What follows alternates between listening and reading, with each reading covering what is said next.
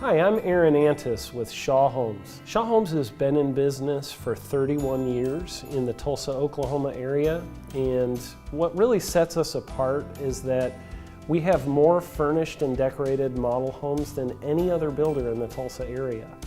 And the benefit of that for our customers is that most people can't really visualize what a home looks like when they just look at a piece of paper and see a floor plan. So when they come to Shaw Homes, they can actually walk through a completely finished and furnished and decorated home that they can see how the plan lays out, how they would actually live in the space with the furniture already there inside of the home. And I don't know about you, but I know for myself, I'm a very visual person, and so it's better if I can actually see it and feel the space and what I would actually live like inside of the home. Shaw Homes ranges in size from about 1,300 square foot on up into the thousands of square feet. So we can really start building from about the $160,000 price range all the way up into the $1 million plus price range and everything in between.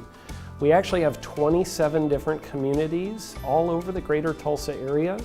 We have stuff in Broken Arrow and Bixby and Jenks and Tulsa. And so we really have a wide array of locations. With our 27 locations, we actually have more locations than any other builder in the greater Tulsa area.